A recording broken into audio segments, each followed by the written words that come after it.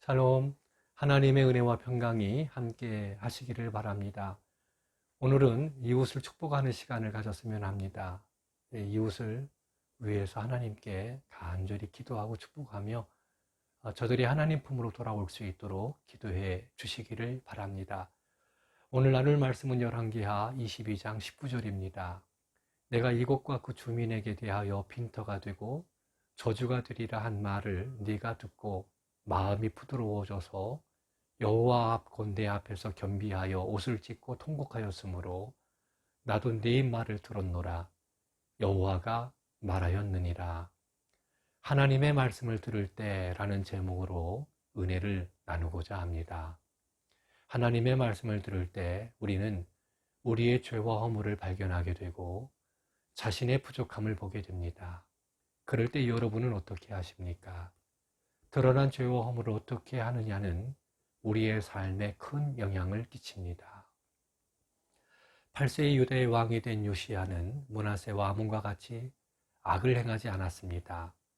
그는 하나님 보시기에 정직히 행하여 그의 조상 다윗의 모든 길로 행하고 좌우로 치우치지 않았습니다. 왕이 된 지 18년이 되던 해에 서기관 사반을 하나님의 성전에 보내 부서진 성전을 수리하게 했습니다. 대제사장 hil기야가 성전을 수리하다가 율법책을 발견하고 요시야 왕에게 전달했습니다. 서기관 사반이 왕의 앞에서 율법책을 읽을 때 요시야는 율법책의 말을 듣자 곧 그의 옷을 찢었습니다.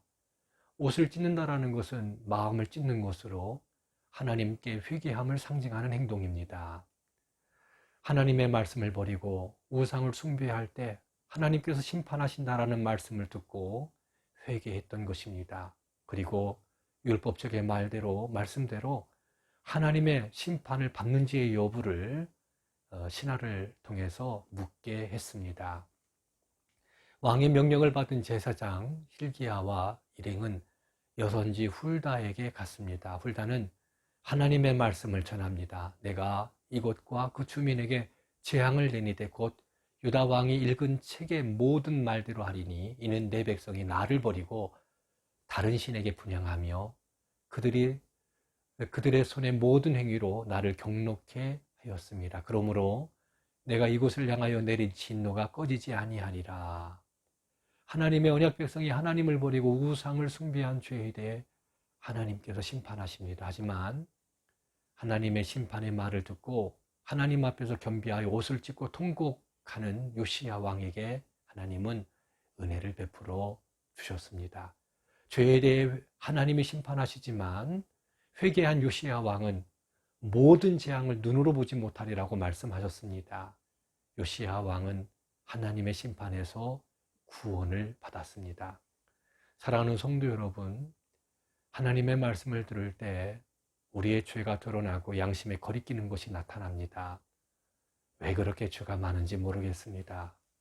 하나님의 말씀을 통해 죄가 드러날 때 마음을 부드럽게 하고 죄를 회개해야 합니다. 하나님 앞에서 자신을 낮추고 회개할 때 하나님은 긍휼을 베풀어 주십니다. 우리의 모든 허물을 씻어주시고 깨끗하게 하십니다. 죄가 드러날 때 그 죄를 버려야 합니다. 진실한 마음으로 회개할 때 하나님은 크신 은혜를 베풀어 주십니다. 요시야 왕처럼 마음을 부드럽게 하고 통곡하며 회개하는 시간을 가지시기를 바랍니다. 사랑하고 축복합니다.